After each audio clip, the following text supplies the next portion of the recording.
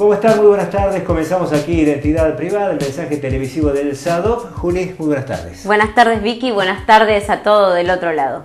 Esta semana nos hemos visto conmovidos por un episodio que se vivió en una escuela de la ciudad de Villa Carlos Paz, en donde hubo una situación bastante complicada entre una docente y un alumno. Hay repercusiones de las más variadas y es por eso que con nuestro equipo de producción y las autoridades SADOP hemos decidido tratar el tema como corresponde, desde una altura considerable.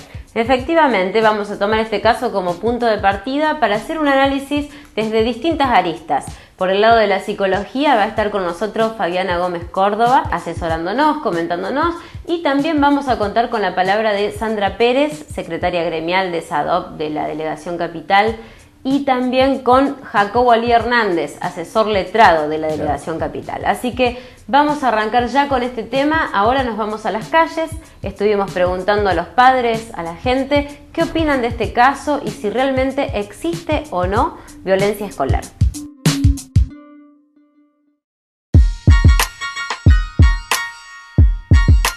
Estamos interrogando acerca del caso de Carlos Paz, de la docente. No sé si está al tanto, queremos saber qué piensa.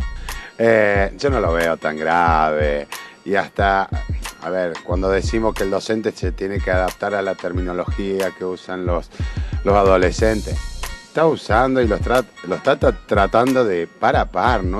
Yo no lo veo tan grave. La profesora medio que se pasó de, como que el abuso de sus derechos y se pasó de línea. Todas estas nuevas medidas, el bullying, todo, creo que a veces se hace un mundo más grande de lo que realmente es y de lo que realmente pasó. No justifico la reacción desmedida del docente porque tiene que dar un ejemplo ante los alumnos, pero también tengo hijos de esa edad y sé que suelen ponerse bastante intratables en determinados momentos.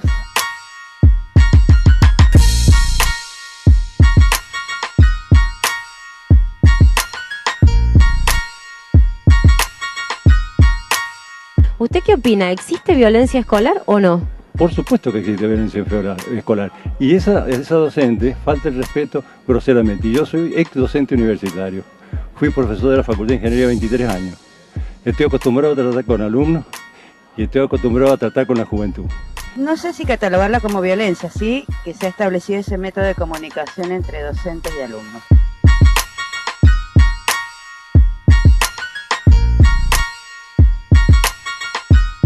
¿Cómo crees que podemos prevenir la violencia escolar? O sea, ¿desde dónde uno como padre, como hermano, como maestro, qué puede hacer para prevenir esto en el aula?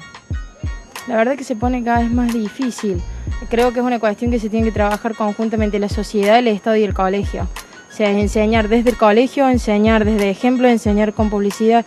Es algo que viene desde hace mucho tiempo y se viene haciendo muy complicado poder reencauzar toda esta situación y es una realidad que se vive lamentablemente. Han cambiado mucho las épocas, se protege los padres mucho a los hijos sin mirar que los tienen que corregir, más que ir directamente a agredir al docente. ¿Qué hace la familia, el padre, para ayudar, para contribuir a evitar la violencia en el aula? Tiene que arrancar con no violencia en el padre. Yo veo mucha violencia familiar hasta en la palabra, en el trato, en el destrato.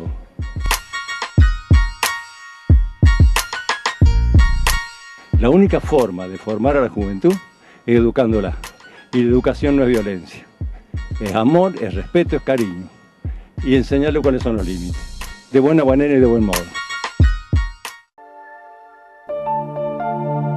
Lo dijimos, no es un tema fácil, es bastante complicado para emitir opinión y hay opiniones encontradas. Es por eso que necesitamos una mano. Es así, Vicky, por eso hoy nos acompaña Fabiana Gómez Córdoba, la profesora. ¿Cómo estás, Fabiana? ¿Qué tal? Buenas tardes. Un placer estar otra vez con ustedes. Bueno, muchas gracias por acompañarnos y bueno, te hemos solicitado para analizar este tema desde otra perspectiva. Sabemos que sos especialista en educación sexual, que estás como fundador y coordinadora de Únete Córdoba para ponerle fin a la violencia contra la mujer.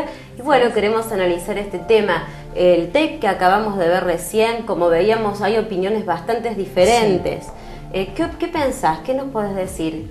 ¿Hay violencia escolar o no podemos hablar de esto? Bien, en primer lugar, creo que sería muy importante poder definir de qué hablamos cuando hablamos de violencia.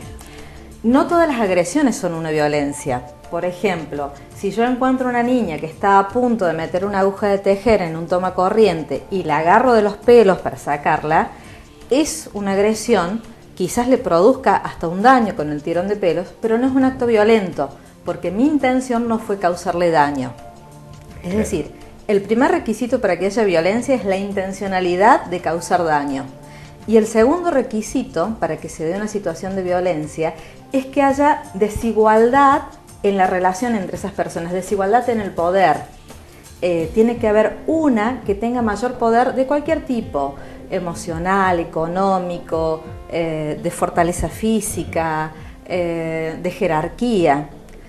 Así que, entendiendo esto como violencia, podemos decir en realidad que existen dos tipos de violencia.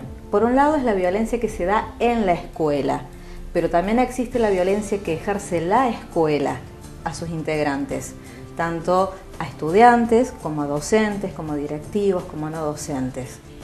Profesora, ¿cuáles son los casos más comunes, que más se repiten de violencia en el aula? Sí, yo creo que no es muy positivo hablar de casos comunes, precisamente para no naturalizar la violencia. Creo que en realidad lo importante es apuntar a qué hacer frente a cualquier situación de violencia, ya sea entre pares, entre estudiantes, que pueden ejercer violencia psicológica, ya sea con la indiferencia, con los, entre comillas, chistes, que esto también es importante decir. Si es violencia no es un chiste, es violencia.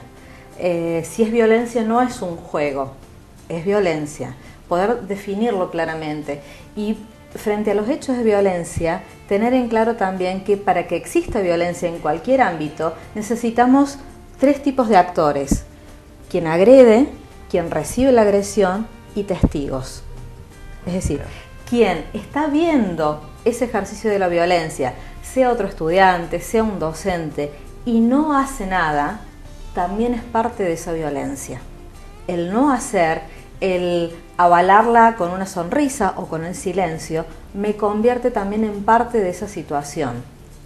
Por lo tanto, y especialmente a las personas adultas en la escuela, quienes deben ser referentes, por ejemplo, todos y todas las docentes, deben hacer algo. Y por supuesto eso que deben hacer debe estar totalmente alejado de la violencia. Claro, justamente los padres, como veíamos, le preguntábamos cómo prevenimos, si se empieza desde la casa, y los padres nos decían sí, se empieza desde el hogar. ¿Usted qué cree? ¿Cómo podemos prevenir en la escuela la violencia? Sí, lo ideal es que empiece desde el hogar, es cierto, pero también es cierto que muchos hogares no tienen la posibilidad real de no ser violentos. Hay muchos hogares en donde la violencia es la moneda cotidiana. Claro. En esos hogares, ¿cómo hace un niño, una niña, un adolescente para aprender a relacionarse de manera no violenta? No tiene de dónde. Por lo tanto, la escuela tiene que ser esa posibilidad que le abra los ojos a un mundo distinto. La escuela tiene la responsabilidad de socializar de maneras pacíficas.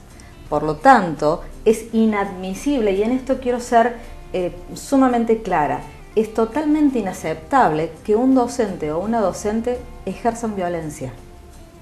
Es la antítesis de ejercer educación. Y por ejemplo, en ese momento, supongamos dos compañeros, hay un episodio de violencia concreta. ¿A qué se le debe dar importancia en ese momento? ¿A los alumnos problemáticos, podríamos decir, o al contexto en el que sucede el episodio?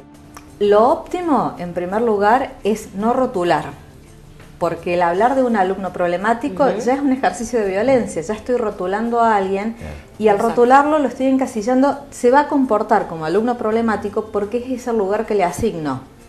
Es un alumno que en todo caso tiene que aprender a resolver conflictos y mi desafío es poder enseñárselos.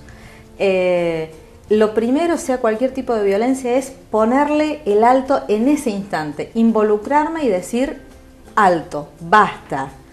Y sí empezar a trabajar dentro del grupo, incluyendo a todos y todas las estudiantes, empezar a trabajar precisamente el tema del diálogo, el tema de las estrategias, y conectarlo con las emociones. ¿Qué sentiste? ¿Qué crees que sintió la otra persona? Hay muchas alternativas de solución. Es una cuestión bastante compleja que vamos a seguir tratando. ¿Qué te parece si hacemos una pausa? Vamos a una pausa, ya regresamos con todos ustedes con más identidad privada.